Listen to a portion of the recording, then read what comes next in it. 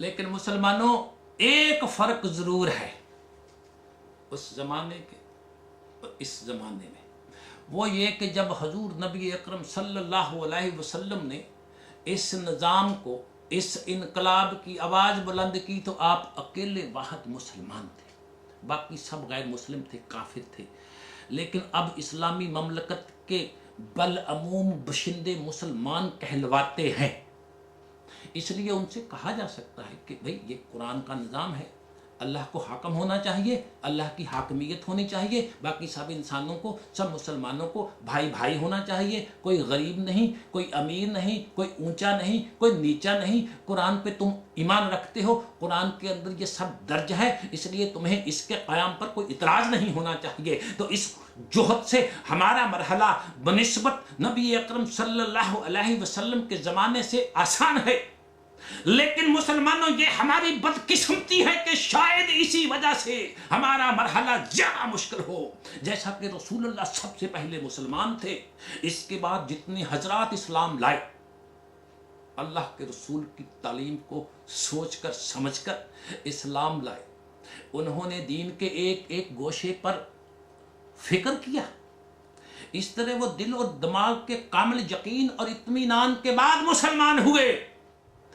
اس لیے جب انہیں اس نظام کو قائم کرنے کے لیے کہا گیا تو یہ ان کے لیے کوئی نامانوس نظام نہ تھا، اللہ کو حاکم ماننا ان کو پتا تھا، اس کی نفع بخشیوں پر یقین، اس کی محکومیت پر ایمان تھا۔ لیکن اب دنیا میں کوئی خطہ زمین ایسا نہیں جہاں کے مسلمان اس طرح ایمان لائے ہوں۔ ان کے تو باپ دادا جوک در جوک اسلام میں داخل ہوئے تھے۔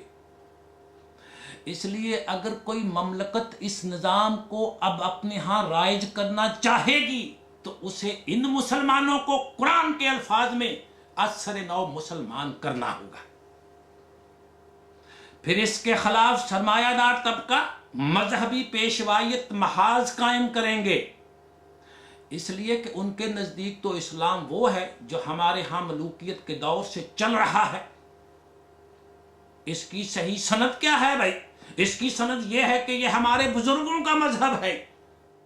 مسلمانوں جو بھی مملکت ان قوتوں کا مقابلہ کرنے کے قابل ہوگی وہی اس نظام کو قائم کر سکے گی۔ ملا اعظم اور سرمایہ دار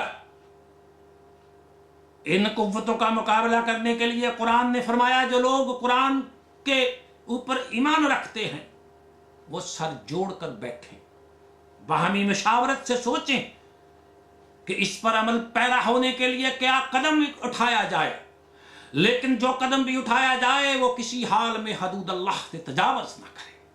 میرے مسلمان بہن بھائیوں، میری حقیر کوششوں سے مقصود صرف یہ ہے کہ ہم ان تمام خرابیوں کا ازالہ کر کے دین کے نظام کو انہی خطوط پر متشکل کر سکیں جن پر یہ حضور رسالت مآب صلی اللہ علیہ وسلم کے دور میں تھا۔ اور اس کے ساتھ اتنا اور سمجھ لیں کہ جب تک وہ نظام قائم نہ ہو جسے خلافت اعلیٰ منہاج رسالت کہا جاتا ہے، اس وقت تک امت جس طریق سے اسلام کے ارکان کو ادا کرتی چلی آ رہی ہے اس میں کوئی تبدیلی نہ کی جائے، نہ کوئی نیا طریق واضح کیا جائے۔ البتہ جو نظریات، تصورات، رسومات اور رواج قرآن کے خلاف رائج ہیں ان کی بابت لوگوں کو تعلیم دی جائے، ان کو ہدایت کی جائے کہ بھئی یہ قرآن کے خلاف ہیں۔ قرآنی نظام کی صحیح شکل کو اجاگر کر کے امت کے سامنے لایا جائے اور اس طرف آنے کی دعوت دی جائے۔ پھر جب مسلمانوں یہ نظام اللہ کی حکومت قائم ہو جائے گی تو یہ پھر اس کا فریضہ ہوگا کہ وہ مسلمانوں کے موجودہ اختلافات کو مٹانے میں کس طرح سے وحدت و فکر و عمل کیسے کرتے ہیں۔ یہی عمل اور فکر ہوگا تو مسلمانوں امت کی حالت وہی ہو جائے گی جو رسالت مآب کے دور میں تھی۔ میرے مسلمان بہن بھائیوں، جی تو چاہتا ہے کہ یہ قرآنی انقلاب اس قوم کے ہاتھ سے رونما ہو۔ خدا کی اس انقلاب آفرین کتاب پر جو ایمان لانے کی دعوے دار ہے اور اس کی عملی تجربہ گاہ پاکستان کی سرزمین بنے جسے ہم نے اللہ کے قانون کو نافذ کرنے کے لیے حاصل کیا تھا۔ میری یہی کوشش ہے، اس کے لیے میں اس قرآنی پیغام کو عام کرنے کے لیے جد و جہد کر رہا ہوں۔ میری استدعا یہ ہے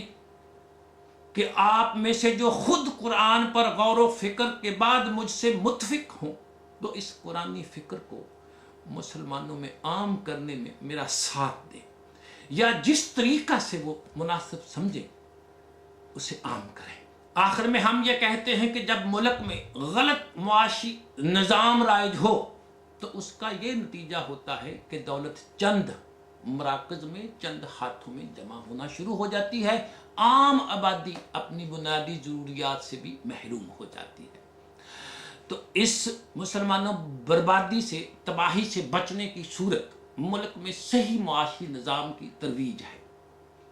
جسے قرآنی نظام ربوبیت کہتے ہیں۔ اس نظام کی روح سے وسائل پیداوار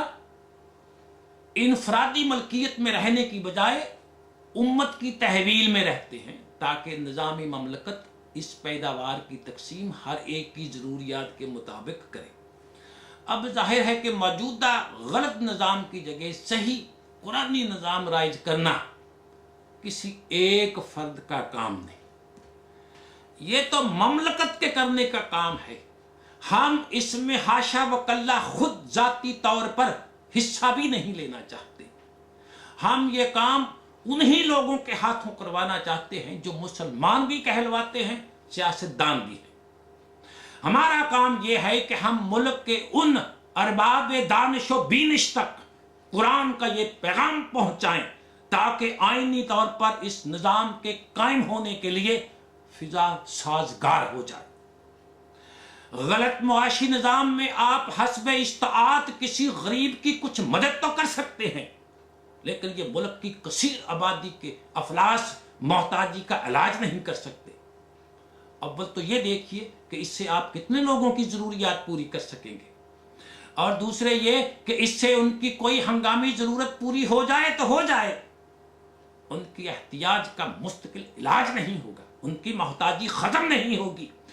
غلط معاشی نظام کا علاج مسلمانوں خیرات نہیں، بے شک اس کا نام زکوٰۃ ہی رکھ دیا جائے، اس کا علاج صحیح قرآنی نظام کا قیام ہے۔ اگر غلط نظام میں آپ اپنا سب کچھ دوسروں کو دے دیں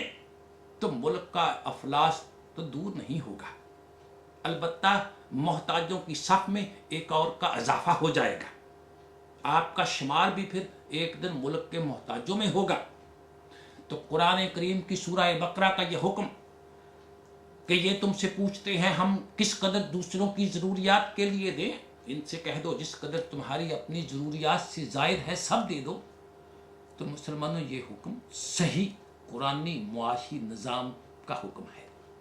جس میں کسی کو اس بات کی فکر نہیں ہوتی کہ کل کو مجھ پر اگر کوئی مصیبت آ گئی تو میرا کیا بنے گا۔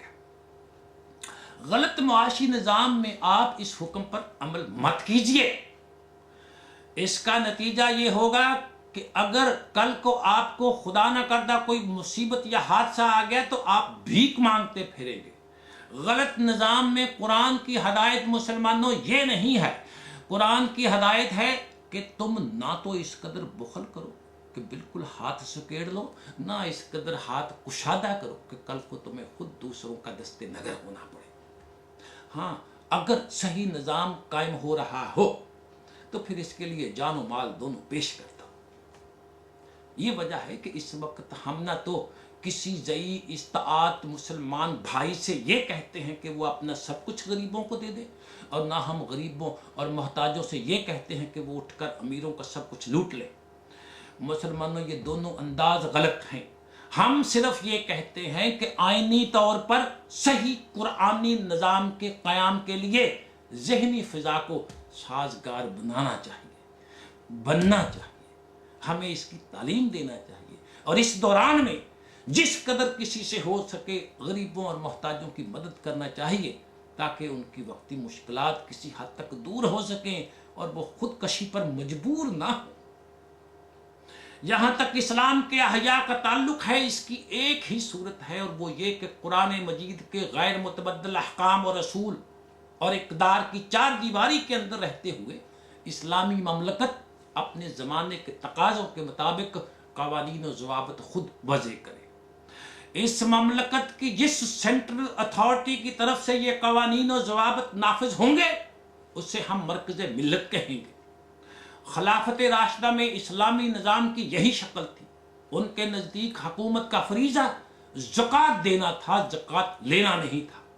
وہ افراد معاشرہ سے اس وقت تک کچھ نہیں لیتے تھے جب تک مملکت انہیں کچھ دے نہ دے۔ مسلمانوں، ایک آزاد غلام حضرت سعید کا بیان ہے کہ میں اپنی آزادی حاصل کرنے کے بعد حکومت کے واجبات کی رقم جمع کرانے کے لیے حضرت عمر کے پاس آیا تو آپ نے پوچھا کہ تم نے حکومت کے بیت المال سے کچھ فائدہ بھی اٹھایا ہے؟ میں نے کہا نہیں، ابھی تک تو میں نے کوئی فائدہ نہیں اٹھایا، ابھی پچھلے سال آزاد ہوا۔ اس پر آپ نے فرمایا پھر اپنی ٹیکس کی رقم واپس لے جا، جب تمہیں ہماری طرف سے کچھ مل جائے تو پھر اسے لے آنا۔ آخر میں ہم ارباب حکومت پاکستان کی خدمت میں پوری دل سوزی کے ساتھ عرض کریں گے کہ وہ اس اسلامی قرآنی نظام کا آغاز اختلافی قوانین کی بجائے ان قرآنی اقدار سے کریں جو تمام افراد پاکستان کے لیے منفعت بخش ہیں، جن میں کسی کو اختلاف بھی نہیں، یہ کہ ملک میں کوئی شخص بھوکا نہ رہے، ہر ایک کی ضروریات زندگی پوری ہوتی رہیں، کوئی شخص بلا علاج پاکستان میں مر نہ جائے، مرنے کے بعد اس کے پسماندگان بلا سہارا نہ رہے، کوئی بچہ پاکستان میں تعلیم سے محروم نہ رہ جائے، ہر ایک کو اس کی صلاحیتوں کی نشو و نما کے لیے یکساں موقع حاصل ہو، ہر ایک کو بلا قیمت عدد مل جائے۔ اس وقت حالت یہ ہے کہ لاکھوں مقدمات عدالتوں کے ریکارڈ کے نیچے دبے ہیں، فیصلوں کے منتظر ہیں، ہزاروں ملزمان مسلمان جیلوں میں سڑ رہے ہیں، ان کے مقدمات کی سماعت کی باری نہیں آتی تو جیلوں میں پڑے گل رہے ہیں، ان کے لواحقین بھوکے مر رہے ہیں، ان میں بیشتر ایسے ہیں جو بالآخر بے گناہ ثابت ہوں گے، وہ جیلوں میں نکردہ گناہوں کی سزائیں بھگت رہے ہیں۔ یہ اور اسی قسم کی 20 اور مسائل ہیں جن کے حل کے لیے اسلامی نظام کا آغاز کیا جائے۔ اس سے نہ صرف یہ کہ ملک باہمی اختلافات کے خطروں سے محفوظ ہو جائے گا بلکہ اقوام عالم اسلام کے عطا کرنے والے خدا کی رب العالمینیت، اس کے رسول کی رحمت للعالمین کے انسانیت سوز زندگی بخش نتائج کا نظارہ اپنی آنکھوں سے کر لیں گے۔ اسے کہا جائے گا اسلامی نظام، اسے کہا جائے گا اسلامی مملکت پاکستان۔ آخر میں ہماری اللہ سبحانہ سے التجا ہے کہ ہماری اس استدعا کو شرف باریابی حاصل ہو، اسے درخواہ اطلاع سمجھا جائے اور اس نظام کی ابتدا پاکستان سے، پاکستان مسلمانوں کے ہاتھوں سے ہو۔ اللہ سبحانہ و تعالی میرا اور آپ سب بہن بھائیوں کا حامی و ناصر ہو۔ وآخر دعوانا الحمدللہ رب العالمین والصلاة والسلام